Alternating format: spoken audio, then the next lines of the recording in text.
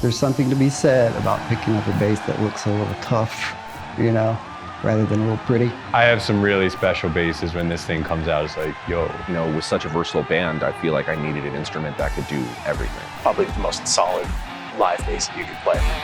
You know, I put that bass on, he said, that's it. That's the one. My jaw fell to the floor. Take from it what you will. I just love it.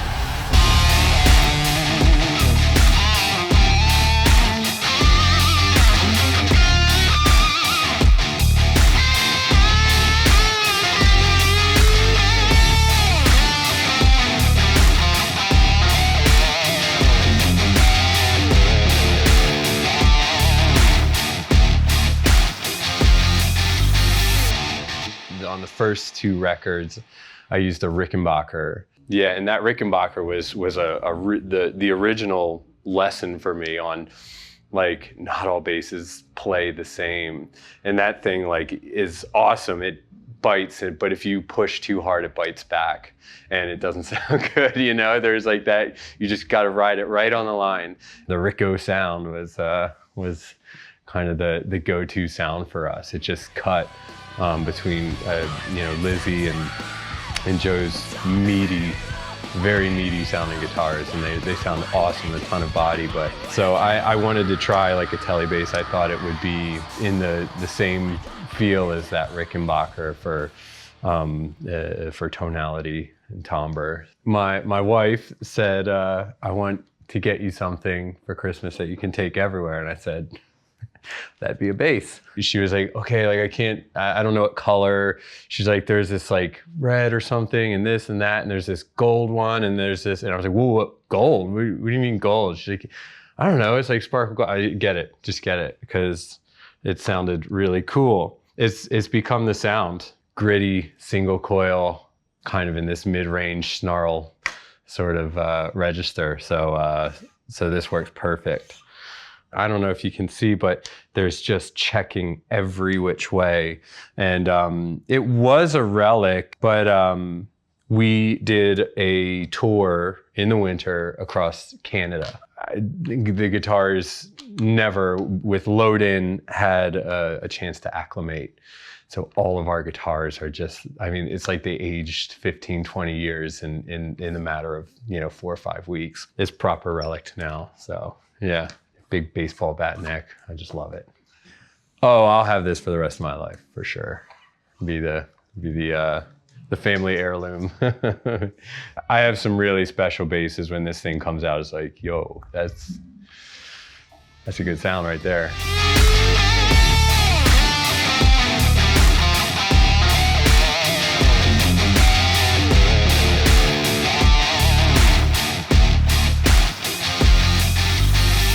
Later on, I think in the Fortress era, our producer, it was Blackbird era, he had a Music Man, and Ernie Ball Music Man, and ever since then I recorded with Ernie Balls. I had shootouts with the Sadowskis, you know, just to see what would sound better, but it always ended up being the best sound of bass was that Ernie Ball. When it got to that point in my career, and it was all over those records, you know, I was like, you know what, I'm gonna take a leap of faith here and reach out to Ernie Ball, and that's when they sent me this one, and this has been my #1 for about 10 years now. And it's a neck through design, you can see there, and just plays like butter. I just love this guitar. It just really seems to fit what I do, you know. It's sometimes I feel like the bass kind of just plays itself.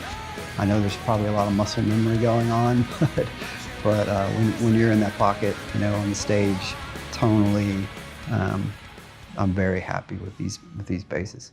It's a wonderful, wonderful thing. I'll tell you this, I'm a big fan of Scott Devine. I am a follower, I'm a member. I frequent his site, I get all of his emails.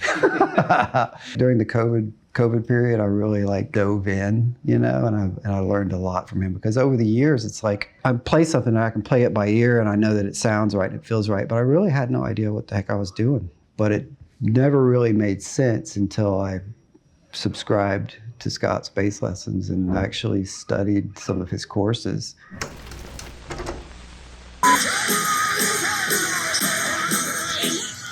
How freaking cool are Alter Bridge? Whilst I've got you, two quick things, then we're going to get back to the video. Number one, we love making these bass tails videos. So if you have anybody you would love to see us have in these bass tails videos, please let us know in the comments below. Then we can reach out and we'll try and make it happen for you. And number two is a massive thanks to you, Brian, for saying all those kind words about SBL. If you're just starting out on bass or you are a full-on pro, you can try out SBL completely free for 2 weeks. The link is in the description below to grab that free trial. Now, with that said, let's get back to the video.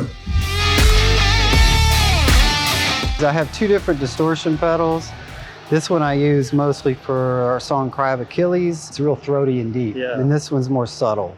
So this one I'll use for Cry of Achilles tonight. And there's a section of the song where it's just bass, lead bass. And that's where that one cooks in. I don't ever use this, and when I do use it, my guitar players get furious. So that's only to piss them off. Sans amp runs continuously the whole night, so it's just got it's the signal with a little bit of dirt on it. You know what I mean? And those are AB 1200s. I don't really push them that hard on stage. Since Mark, our guitar player, went on ears, our stage volume has gotten significantly quieter. It's pretty badass. It's spot on. I mean, it sounds. Each one of us have different mixes, what we prefer.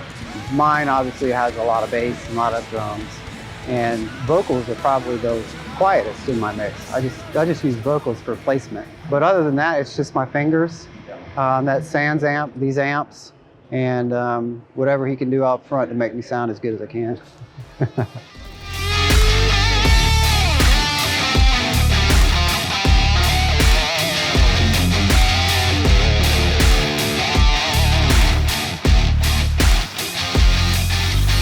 Yeah, so I call this the Green Goblin. I really love exotic cars like Sheldon does.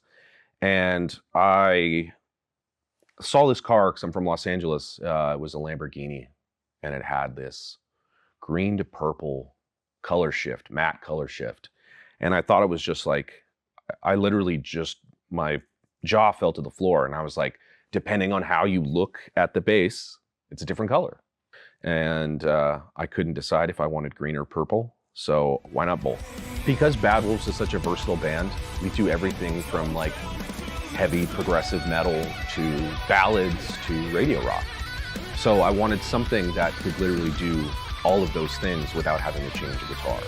Basically, I've always played combustions, and I thought if I was gonna, get a signature bass, why not do the one I'm the most familiar with? So I made sure to add the black USA Hipshot tuners, got a black bridge, maple neck, Wenge board, Nordstrand 3-band preamp, so bass mid treble, you have a push-pull for active passive mode, and the standard 4-way Dingwall rotary. Now you're probably wondering what this little guy is right here. So this thing is wired like a 2-pickup combustion. So you have all the way back, you have bridge, you have bridge and neck in parallel, you have bridge and neck in series, and you have neck only. Now, when you flip that up, that engages the middle pickup. So you can have middle and neck, massive humbucker, which is all three with these two in series. This is in parallel, all three in parallel, and you can get a really nice, like nasty Music Man type sound with the bridge all the way back and the middle pickup engaged. So up is on, down is off. I don't know, it's just a beast.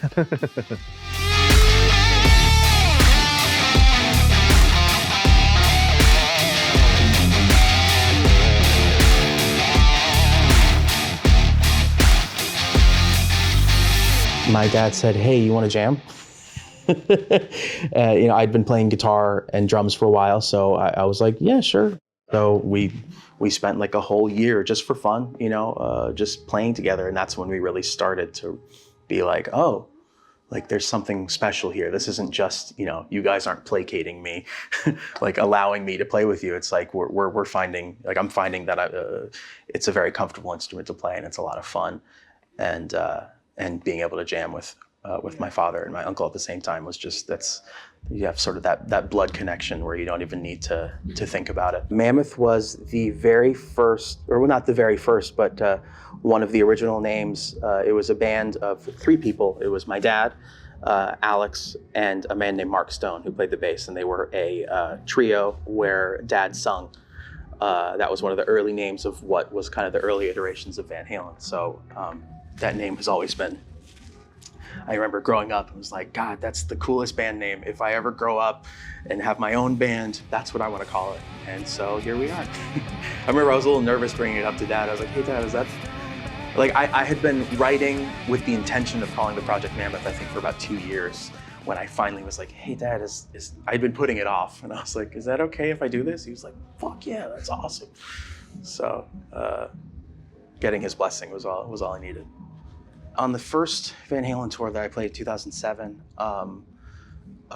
Chip Ellis, who's like the master builder at Fender, had built a Frankenstein replica of a bass. We call it the Franken bass.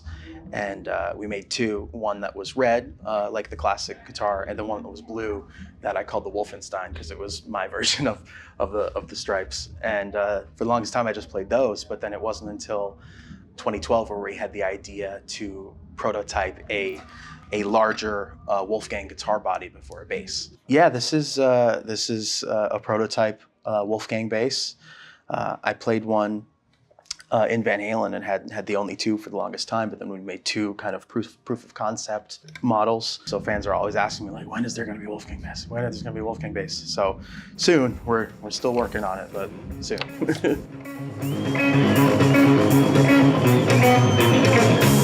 Ladies and gentlemen, on the bass guitar, Wolfgang Van Halen!